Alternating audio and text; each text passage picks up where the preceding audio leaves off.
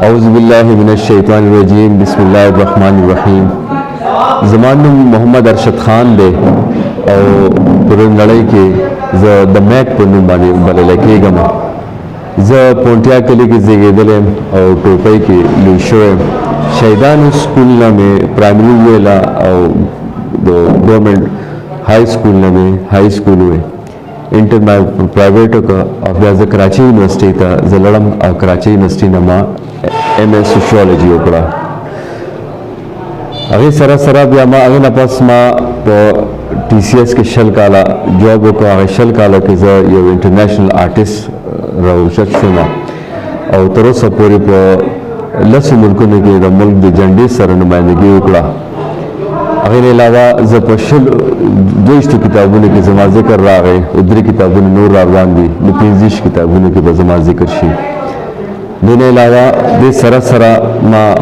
په 2015 کې رڼا ډیولپمنټ ټرسټ آغاز وکړ چې د سټوډنټانو د طالب علمانو د فلاح و بهبود کارونه وکړو. بیا 2009 کې موږ د کراچۍ کې د تشدد مخنیوي دپاره پښتون تھنکرز فارم بنیاد کېښود او هغې ډېر ستر کارونه وکړل. زه تاسو ته د رڼا ډیولپمنټ ټرسټ یو څو کارګزاریانې پیش کول غواړم. موږ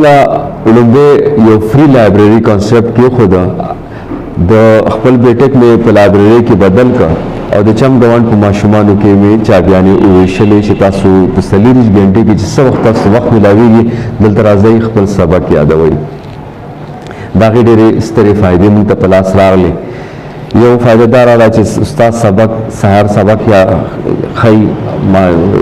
ماشوم چې دی نه په هغه ورځ یاد کړي. د بلې ورځې سبق چې دی نه هغه په ایډوانس کې یاد کړي. نو د دې دا فایده چې دا شاګرد چې دی د خپل استاد سره ذهني طور باندې په کلاس کې تیار ناست دي. مثال به زه تاسو ته داسې درکړم چې یو بیټسمین په پچ باندې ولاړ وي نو هغه ذهني طور په تیار وي چې ما ته دا بالر چې دی نو بال به راولي. نو چې دی څومره زیات تیار وي دومره به دی زیات پوهېږي چې دا ما ته یارکر راځي ای سوینګ راځي آوټ سوینګ راځي فل ټاس راځي. د دې ورته هغه حساب باندې نو چې دی اول نه دی ویښ ني نو دی هغه شان شاټ به نشي لګولی. دغه مثال چې دی د طالب علم وي. نو یو د دې بله ښه فایده دا میلاو شوه چې زموږ المیه دا ده چې زموږ طالب علم هغه بند کتاب درسګاه ته وړي او بند کتاب کور ته راوړي.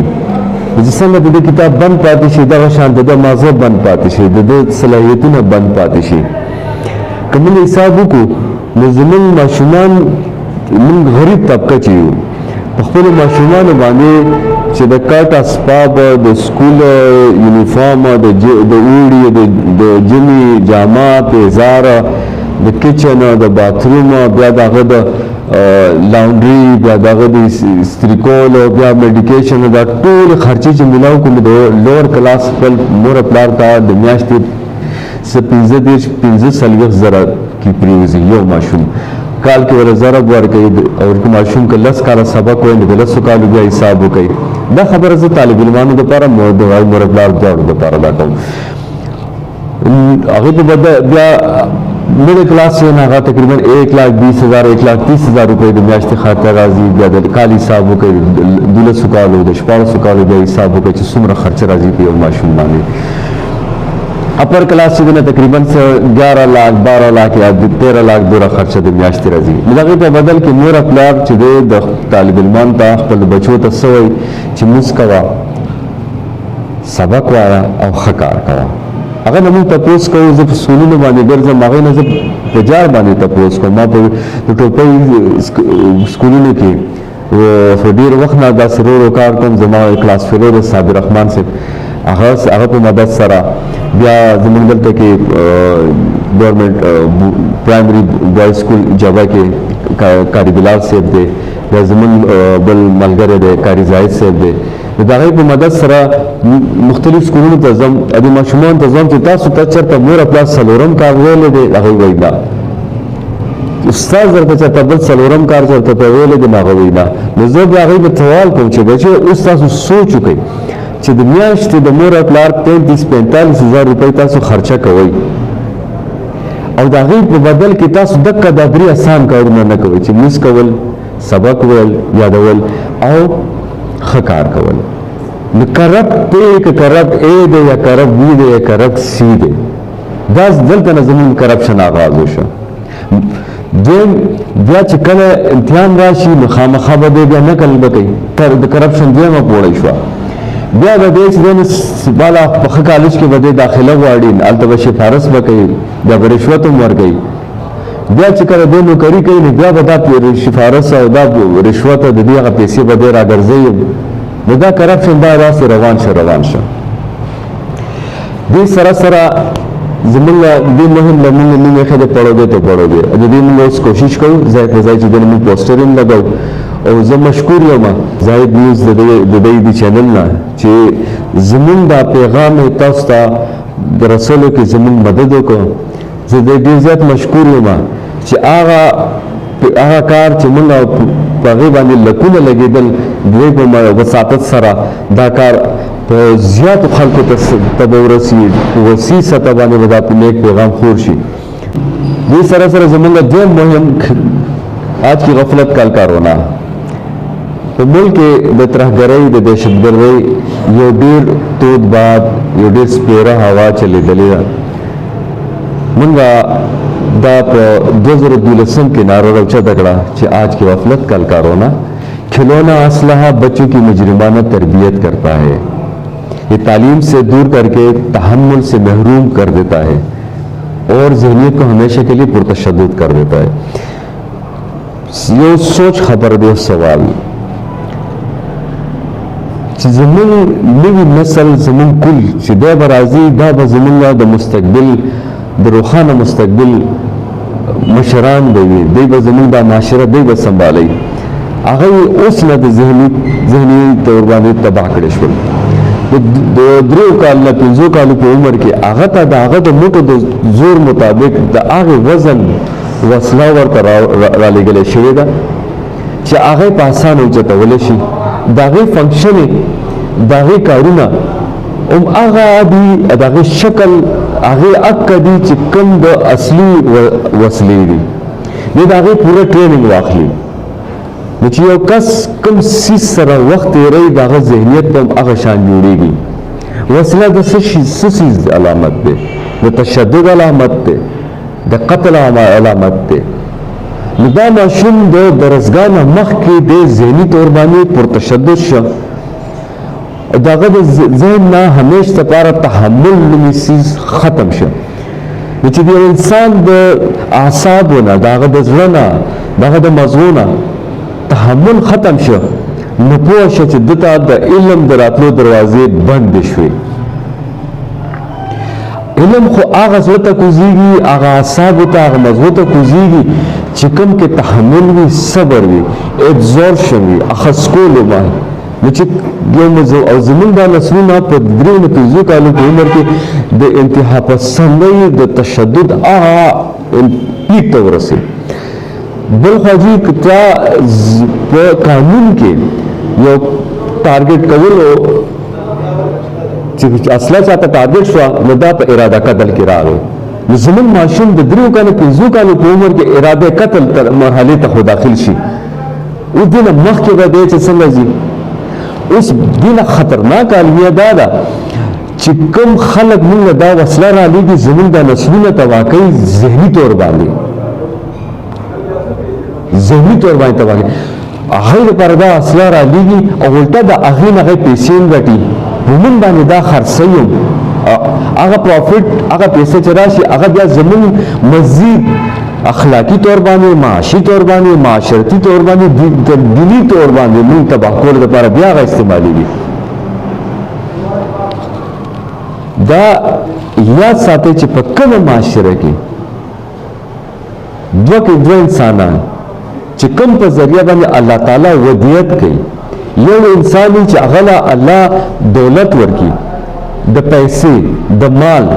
بل انسان وي چې هغه الله علم ورکي. نو دې یو انسانانو په ودیت سره چې دی په معاشره کې یو فلاح راځي، خیر راځي، ترقي راځي. په معاشره کې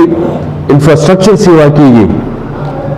چې دا دوه کسان چې دي دا د حصه شي نو په معاشره کې جرایم انډسټري جوړه شي او دغه قوم دغه معاشري چې کوم سرمایه وي یا کوم دغه انټيليجنس یا ذهانت وي قابلیت وي هغه د غایبانه دشمن خزانه ترور منتقل کیږي او دغه معاشري هغه اداري چې کومي هغه د هغه په دشمن دفتري جوړ شي نو په داسې مرحله کې په داسې لمحو کې اوس موږ ډېر زیات خیال کول دي خپل د دې ماشومانو خپل د دې نوي خپل د دې نسل دغه نه علاوه تاسو ګورئ چې په معاشره کې اوس اخلاق عدم برداشت دا کم حد له رسیدلې زمون په نو په ظلمو کې په نوي نسل کې تکبر غرور عدم برداشت تر کم حد رسیدلې مشر ورسره د یاري خبرې نشي کولای اے بچو تاسو ویښ شئ ځان پیژنئ ویښ شئ ځان سنبال کړئ او یو خبره درته بله کوم بچې زه دا جمله ډېره زیاته اورم وایي نوی کل خراب دی نوی نسل خراب دی بچې دا یاد ساتئ نوی کل نه دی خراب نوی نسل نه دی خراب د نوي نسل د نوي کل خپل د مشرۍ ذمہدارۍ پرېښې دي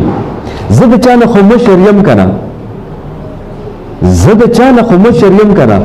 ما زما پلار الحمدلله ژوندی دی ترونه مې ژوندي دي زما نه هغوی مشران دي نو اوس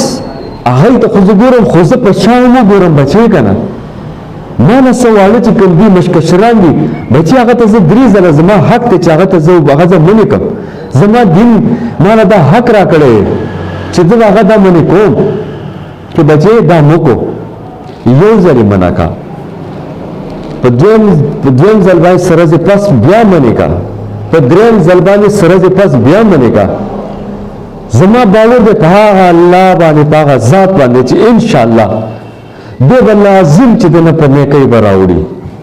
او که روان نه وړي ده تاسو ازمېښ وکړئ دی په زړه کې به همیش لخت پیماني اوس نه دی به بیا څه وخت به راو به ګرځي دی به راو ګرځي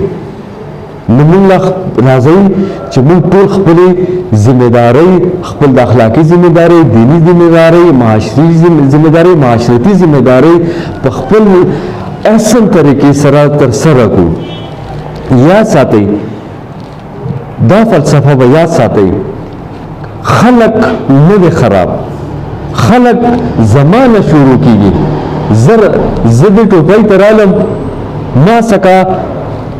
چې د رب استاد دی الله خوشحاله ساتي زه های سکول ته بوتلم سټوډنټانو سره ملاو کړم قاری زاهد صاحب دی الله خوشحاله ساتي زه طالبانو ته وړاندې کړم قاری بلال صاحب جبیس پرایمری سکول هغه الله خوشحاله ساتي زه طالب علمانو ته وړاندې کړم زه ملاو شم چې د رب استاد ملاو شو موږ خلق شو بیا هغه سکول ماشومان ورسره سګالل هغه خلق لاس یې واشو اوس زاهد نیوز او ټوپۍ یا بیټس دی رالل د دوی په وساطت سره زموږ هغه خلق نور سیوا شو هغه دومره خلکو کې دا خبره مخې ته راغله خلق د چا نه شروع شو ما نه شروع شو زه مخې ته رالم ما خبره وکړه زما خبره چې چا واورېده هغه ما ته رانږدې شه معاشره د خلق ما نه شروع کېږي نو کله که ما یو کار ښه وکړو او که ښه نشم کولی نو په ژوند کې یو کار ورو کوم بد کار یو کوم نو دا د باور وساتي چې په دنیا کې یو بدکار انسان کم شي زما بچې د چا نه مشران یې ځان سنبال کوي خپل ځان نه کشران سنبال کوي بچې موږ هم اوس عمر تېرېږي ما ټول عمر په محنتو کې تېر کړ زه د ټوپۍ یم زما د ټوپۍ خلک چې دی نه ما نه پېژني دا زموږ خپل سړی دی دا خو زه مشکور یم د ملګرو چې دوی زما بیا د خپلو خلکو ته مې وړاندې کړي چې دا چې د ده خبرې واورئ زموږ د معاشرې المیه دا ده بچې چې زموږ د معاشرې نه خبره ختم شوه بحث راغی مکالمه ختم شوه فساد راغی په دې موضوع یو بل سره خبرې وکړئ بچې دې نه علاوه دویمه خبره دا یاد ساتئ معاشره هم نه ده خرابه معاشره زما د کور د درشل نه شروع کېږي معاشره زمون د کور د درشل نه شروع کیږي زمون د معاشري اصل مسله تاسو احساس وکړئ چې هغه څه ده زه سوشیولوژیسټ یم په پښتو کې ورته ټولنپوه وایي. تاسو ماته د معاشري ډاکټر ویلی شئ، د معاشري ساینسدان هم راته ویلی شئ په لنډو ټکو کې، په ساده ټکو کې. زمونږ د معاشري اصل مسله جي دا ده چې د زمونږ سل کار دي د کولو، په هغې سلو کې یو کار دی چې هغه زما د کولو دی، یو کم سل کار دی چې د خلکو کولی دي. لذا هغه زما خپل د کولو کار زه نه کوم، او یو کم سل کاره د بل سموم، په هغې باندې ټول توان چې دی نو په هغې لګوم. نو تاسو موږ راځو خپل کارونه سمو، خپل ځان سمو، ته به سم کړي، ته به سم کړي، زه به سم کوم، ته به سم کړي، ته به سم کړي، ته به سم کړي. یو وخت به راشي کېدای شي موږ یې ونه وینو، 250 350 مې عمر شه، پته نشته زما عمر به څومره، خو نه موږ به دا خپل زموږ د خپل د اقدار به یو وخت به راشي را به شي. اوس زمونږ چې کوم دا اصل مسله ده دا د بېحسۍ د خلاف چې مونږ کوم اوس بل مهم مونږ چلو لار پاکه سباون نوخان د هغې تفصیل درته وړاندې کوم. زمونږ چې دریم مهم دی لار پاکه سباون نوخانه. انسان چې کله پیدا شي د ده لومړی غوږونه کار شروع کوي،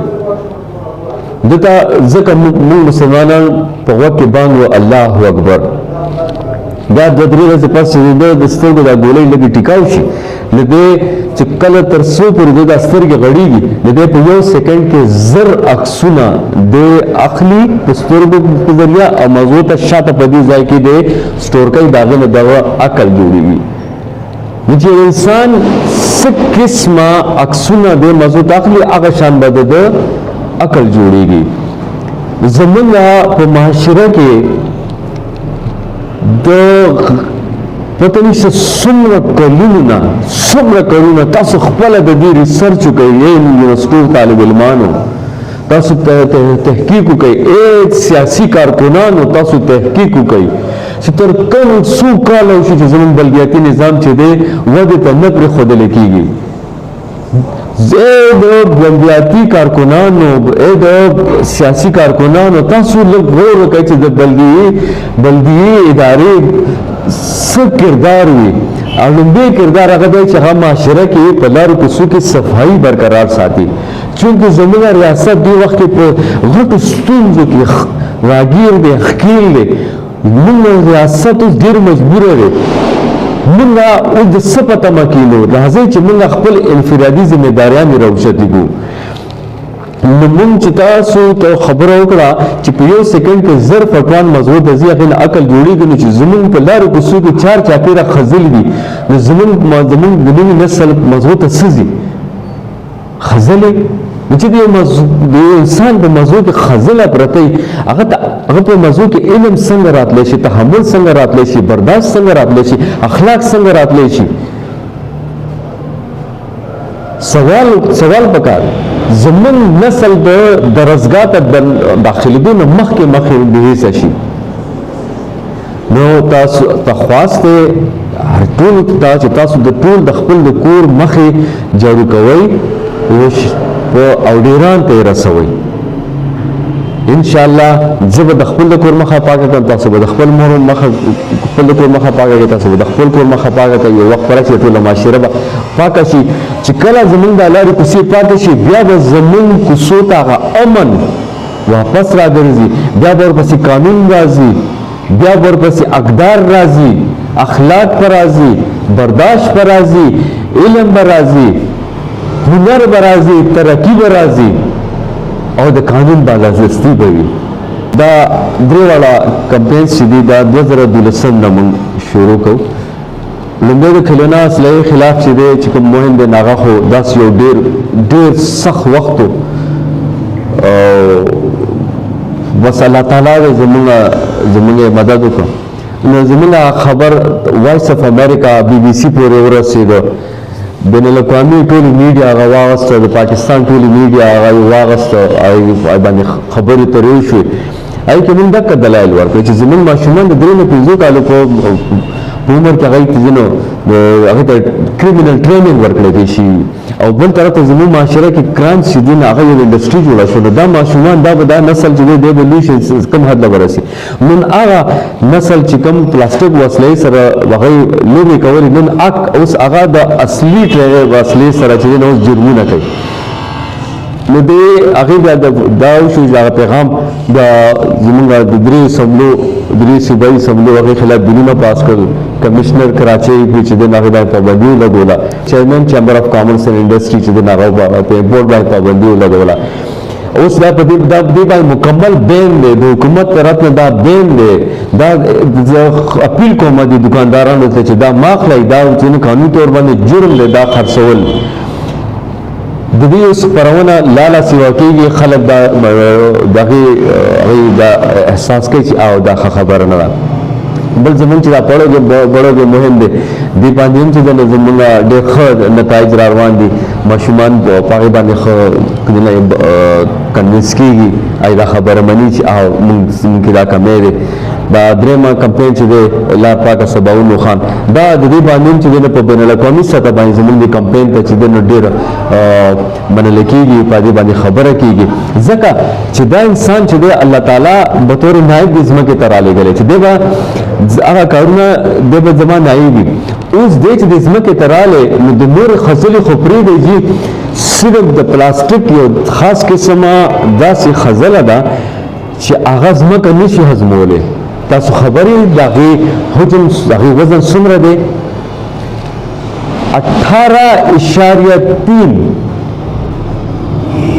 18.3 ټریلیون پاوند هغه خځله ده چې انسان پیدا کړې ده او ځمکه نشي هضمولی نو دا ډېره خطرناکې علمي دي نو تاسو ټول ته خواست کوم چې په دې باندې غور خوض وکړئ په دې باندې خپله کې خبرې وکړئ او وخت ډېر خراب دی زر تر زر دې مخنیوی وکړئ